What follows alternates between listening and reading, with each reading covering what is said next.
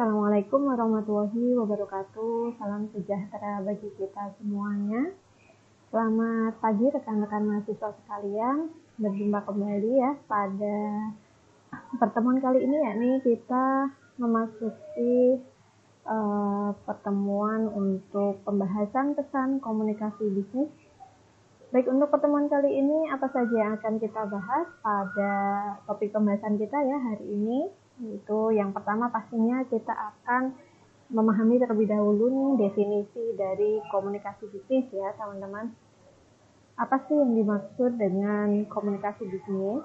Nah, komunikasi bisnis adalah atau merupakan ya, komunikasi yang digunakan dalam dunia bisnis yang mencakup berbagai macam bentuk komunikasi, baik komunikasi verbal ataupun komunikasi nonverbal ya, untuk mencapai tujuan tertentu. Jadi merupakan bagaimana kita bisa menyampaikan kepada orang lain atau kepada pihak tertentu dengan menggunakan bahasa verbal ataupun nonverbal. Nah, mungkin teman-teman di sini belum paham ya, apa sih yang dimaksud dengan verbal, kemudian nonverbal itu perbedaannya yang bagaimana. Nah, oke. Untuk komunikasi verbal, teman-teman, di sini merupakan suatu bentuk komunikasi ya yang lazim digunakan dalam dunia bisnis untuk menyampaikan pesan-pesan bisnis kepada pihak lain, baik secara tertulis maupun lisan ya. Nah, ini biasanya lebih formal gitu kan, teman-teman. Karena bentuknya hanya bentuk lisan ataupun tertulis saja, dengan ciri-cirinya yaitu lebih terstruktur atau lebih teratur ya, terorganisir dan juga pastinya semuanya sudah sesuai dengan ketentuan, terutama dalam suatu perusahaan ya. Kemudian perbedaan dengan nonverbal nih teman-teman. Nah, merupakan bentuk komunikasi kepada orang lain dengan menggunakan gerakan-gerakan tubuh ataupun bahasa tubuh ya. Ciri-cirinya pastinya kebalikan dari verbal tadi ya, yaitu sifatnya kurang terstruktur. Nah, jadi mungkin lebih bebas, lebih fleksibel gitu. Contohnya bisa menggunakan bahasa isyarat, ekspresi wajah, kemudian simbol-simbol juga bisa, ataupun mungkin pakaian seragam, itu merupakan komunikasi juga ya teman-teman. Kemudian bisa menggunakan warna, ataupun intonasi suara, ataupun nada bicara gitu. Nah, jadi segala sesuatu di luar dari hal yang formal, ya itu bisa disebut sebagai bentuk dari komunikasi nonverbal. Jadi bentuk dasar dari komunikasi ini ada dua tadi ya, seperti halnya dari definisi komunikasi bisnis, yaitu ada verbal dan juga nonverbal.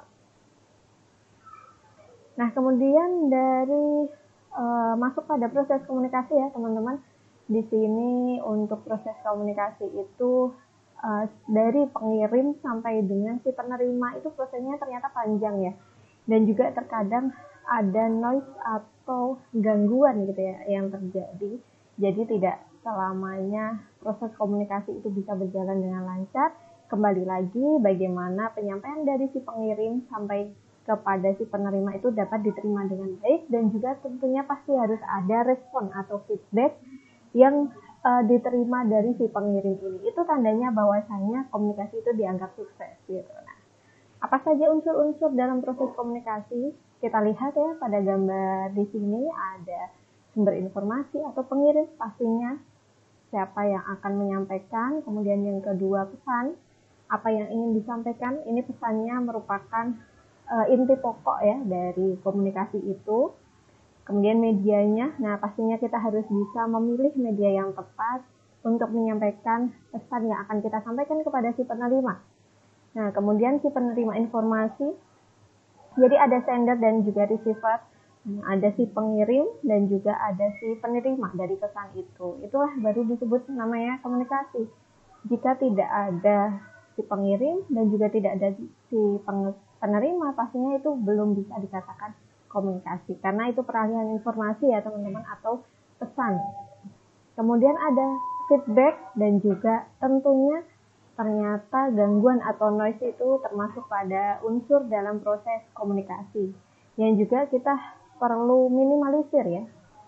Pastinya dalam proses komunikasi itu ada gangguan atau noise, tapi bagaimana cara kita agar bisa menyampaikan informasi ataupun pesan itu dengan baik, sehingga kita harus bisa meminimalisir gangguan tersebut. Di mana prosesnya yang pada intinya dari proses komunikasi di sini yaitu pengirim mempunyai ide, kemudian diubah menjadi pesan, jadi ada encoding. Encoding ini merupakan pemahaman awal gitu ya dari si pengirim. Decoding adalah pemahaman bagi si penerima. Bagaimana agar kedua belah pihak ini bisa memahami dengan baik, pastinya harus menggunakan media yang sesuai. Pesan dikirim melalui media ataupun saluran ya bebas. Mungkin kalau misalkan saat ini ya sering menggunakan, jika tidak dalam satu tempat pastinya menggunakannya apa teman-teman? Banyak ya, bisa menggunakan handphone ataupun telepon gitu kan. Nah itu pastinya di situ ada gangguan juga gitu. Alat komunikasi mungkin kendalanya ataupun gangguannya biasanya dari koneksi, kemudian kendala yang lain mungkin jaringan ya, ataupun keterbatasan tempat gitu ya. Kalau misalkan jaraknya terlalu jauh atau di suatu tempat yang jauh dari jaringan seluler gitu ya, biasanya kan di situ dalam pengiriman pesan ataupun kita penyampaian dalam via telepon itu mengalami gangguan. Nah itulah yang sering terjadi dalam proses komunikasi. Nah kalau misalkan tidak kita minimalisir, pastinya di situ tidak akan tercapai ya suatu komunikasi yang baik, sehingga malah menghasilkan miskomunikasi, yaitu tidak sinkronnya penyampaian pesan ya, karena kita mungkin salah dalam memilih media. Jika dengan menggunakan telepon ternyata tadi ya karena keterbatasan jaringan ataupun koneksi, maka bisa dicoba nih menggunakan, kalau sekarang bisa WhatsApp ya dengan tulisan ataupun SMS ataupun menggunakan Telegram, nah dan lain sebagainya. Nah jadi harus bisa kita manfaatkan ya media itu dengan baik. Kemudian selanjutnya pastinya penerima mendekod ya ataupun decoding, melakukan penafsiran ya yang diterima berupa mendengar, membaca atau observasi. Jadi apa yang disampaikan tadi apakah sesuai dengan apa yang diterima? Baru setelah itu yang tadinya ya ada gangguan atau noise itu menjadi hal yang biasa. Nah, tetapi ya dalam komunikasi itu bisa dikatakan sukses ketika si receiver atau penerima pesan atau informasi itu bisa memberikan feedback atau memberikan respon kepada si pengirim bahwasanya pesan sudah diterima, bahwasanya pesan yang disampaikan itu dipahami dengan baik dan lain sebagainya. Itulah proses dari komunikasi ya teman-teman. Jadi sebisa mungkin si penerima ini harus memberikan respon atau memberikan feedback agar si pengirim ini tahu bahwasanya pesan yang ingin disampaikan itu tersampaikan dengan baik. Oke, selanjutnya kegiatan pertukaran informasi dalam organisasi. Nah, pastinya dalam komunikasi, terutama dalam satu organisasi ya, kita sudah tidak asing lagi bahwasanya perlu yang namanya suatu organisasi atau di suatu perusahaan, masing-masing individu pasti harus berkomunikasi dengan individu lainnya gitu. Apa saja sih kegiatan pertukaran informasi yang biasanya sering dilakukan dalam suatu organisasi? Misalkan yang pertama menetapkan tujuan ya. Ya pastinya apa sih tujuan dari perusahaan tersebut, apa tujuan dari organisasi tersebut. Kemudian yang kedua membuat dan melaksanakan keputusan. Nah biasanya kalau dalam rapat bisnis siapa pihak yang berwenang ataupun memiliki kebijakan untuk menetapkan keputusan. Kemudian yang ketiga mengukur prestasi kerja. Kemudian yang keempat merekrut dan mengembangkan staf. Jadi tidak hanya sekedar merekrut, tetapi juga pastinya ketika karyawan itu masuk dalam satu perusahaan ada proses-proses di mana pengembangan ataupun improvisasi kerja ya, agar masing-masing individu ataupun masing-masing karyawan dalam satu organisasi itu bisa menciptakan kinerja yang baik. Oke, selanjutnya pelayanan pelanggan ya, pasti ya itu kan butuh yang namanya komunikasi gitu. Kemudian yang keenam negosiasi dengan pemasok. Nah pasti nanti kita di sesi khusus pertemuan yang lain pun juga kita akan membahas lebih detail terkait dengan negosiasi, bagaimana proses negosiasi tersebut. Jadi perlu tentu negosiasi ini merupakan salah satu bagian ya yang sangat penting gitu dari proses ataupun dari kegiatan komunikasi bisnis.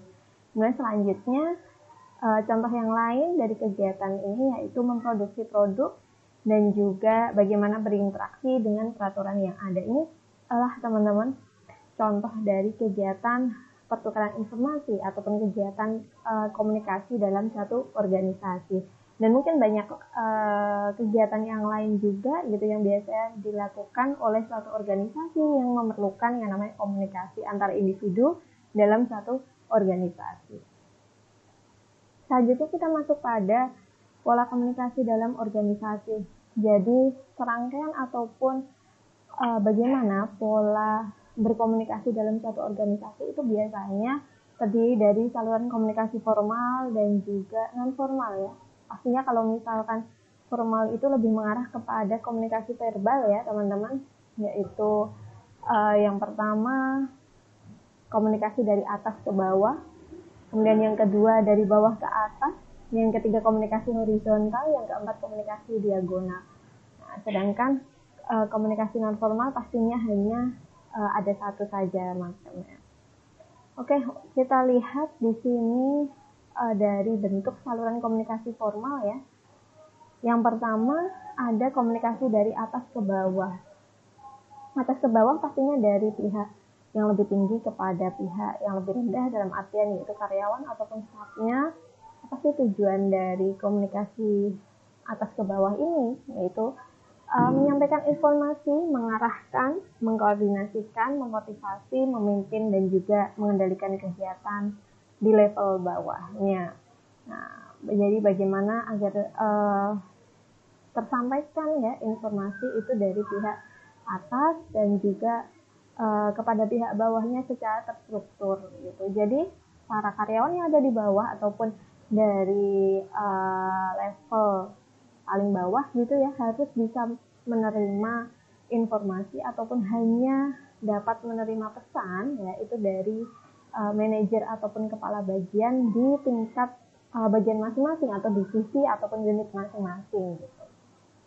Sedangkan yang kedua komunikasi dari bawah ke atas pastinya kebalikan dari atas ke bawah tadi ya. Jadi untuk meningkatkan pastinya ketika ada perintah ataupun order di situ harus ada feedback.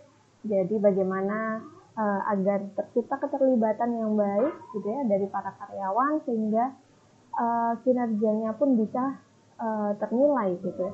Kemudian selanjutnya yang ketiga komunikasi horizontal. Horizontal mungkin kalau kita lihat horizontal itu ini ya apa namanya yang searah gitu ya. Jadi kanan kiri gitu antar level gitu. Jadi tidak hanya dalam satu divisi saja atau dalam satu unit saja, tetapi melibatkan bagian yang lain tetapi dalam level yang sama. Tujuannya apa? Yaitu untuk melakukan persuasi atau pendekatan agar bisa mempengaruhi dan memberikan informasi kepada bagian lain yang memiliki kedudukan sejajar. Jadi kedudukannya harus sejajar. Kemudian komunikasi diagonal mungkin di sini ini merupakan semi dari komunikasi non formal ya, di mana diagonal di sini yaitu bisa antar kedudukan yang berbeda atau antar level bagian dan juga antar unit gitu. Jadi misalkan kepala bagian A gitu memberikan instruksi kepada karyawan ataupun staf bagian B ataupun seterusnya gitu. Jadi tidak hanya antar divisi ataupun antar bagian dan juga tidak hanya dalam kedudukan yang sama atau level yang sama. Agar apa? Maksudnya di sini yaitu untuk mempercepat penyebaran informasi dan penyelesaian masalah. Jika memang dimungkinkan diperlukan komunikasi ya yang lebih cepat yaitu dari kepala bagian ataupun dari manajer kepada pihak karyawan yang tingkat staf yang paling bawah, memang diperlukan ya harus bisa dilakukan komunikasi tersebut. Nah, mungkin ini dari keempat jenis ya saluran komunikasi formal, di mana keterbatasannya teman-teman, yaitu kita bisa menyimpulkan ya dari komunikasi formal ini cenderung birokratis dan ketat. sehingga proses pengambilan keputusan menjadi lamban. Jadi kadang-kadang negatifnya yaitu keterlambatan penyampaian informasi ataupun penerimaan informasi ya, yang seharusnya misalkan itu bisa dilakukan dengan cepat, yaitu kegiatan itu bisa dikerjakan dengan lebih cepat, tetapi karena kurangnya informasi sehingga karyawan pun terlambat ataupun lebih lamban dalam mengerjakan segala sesuatu. Oke, selanjutnya yang kedua yaitu saluran komunikasi non formal. Di sini kalau teman-teman lihat ya, gambarnya ini sangat lebih fleksibel, kemudian beragam, bisa dari tingkat beda kedudukan, beda level, kemudian beda divisi, selama memang di situ dibutuhkan untuk penyampaian informasi ya, agar komunikasi bisa terjalin lebih lancar. Nah, maka bisa dilaksanakan, jadi lebih fleksibel. Ini merupakan saluran komunikasi non formal. Nah, di mana kalau misalkan kita lihat ya, sangat fleksibel sekali ya, dari manajer langsung ke karyawan ataupun level di tingkat bawah, ataupun misalkan manajer umum ataupun direksi memerlukan yang namanya komunikasi lah kepada karyawan paling bawah yang memang diperlukan, ya bisa saja itu terjadi gitu. Jadi ini lebih fleksibel, di mana positifnya pastinya keunggulannya cenderung fleksibel dan tidak ketat. Bagaimana komunikasi yang terjadi saat-saat istirahat kerja kantor itu juga sama gitu, termasuk dari komunikasi non formal. Selain itu dalam penyampaian informasi bisnis itu pun bisa dilakukan. Itu tadi teman-teman. Nah, bagaimana selanjutnya agar bisa menangani yang namanya krisis komunikasi dalam organisasi? Jika kita lihat tadi dalam saluran komunikasi antar satu dengan yang lainnya, misalkan hanya 2 orang saja, itu bisa terjadi yang namanya miskomunikasi atau kesalahpahaman dalam penyerapan informasi ya, ataupun penerimaan informasi. Bagaimana jika dalam satu organisasi yang terdiri dari beragam latar belakang, beragam individu, kemudian banyaknya orang gitu ya. Nah, jadi beberapa hal yang bisa dilakukan untuk menangani krisis komunikasi dalam organisasi. Contohnya yang pertama, siapkan tim yang terampil dan cekatan dalam penanganan krisis. Jadi harus ada bagian khusus gitu yang menangani agar ketika ada suatu kesalahpahaman dalam penyampaian informasi itu bisa ditangani dengan lebih cepat, terutama jika kesalahpahaman komunikasi dari pihak karyawan kepada pihak klien, ataupun konsumen, nah itu kan sangat fatal ya. Jadi perlu biasanya ada penyiapan kritik dan saran. Nah, jadi merupakan bagian tertentu ataupun tim tertentu yang menangani hal tersebut.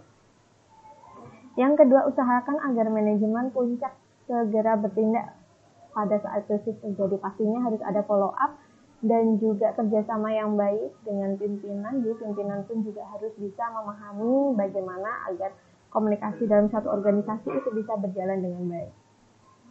Yang ketiga yaitu menciptakan sebuah pusat informasi sebagai representasi perusahaan yang dilengkapi dengan berbagai peralatan elektronik komunikasi. Mungkin kalau misalkan kita sering ada pengaduan itu ya teman-teman, itu biasanya ada customer care ataupun mungkin ada hotline gitu ya yang bisa kita hubungi, sehingga ketika ada suatu hal yang memang belum bisa dipahami dengan baik ataupun kurang dipahami ataupun kurangnya informasi, jadi para konsumen ataupun pelanggan ataupun pihak lainnya, pihak eksternal ingin menyampaikan suatu hal kepada pihak internal perusahaan, maka bisa dilakukan dengan cepat.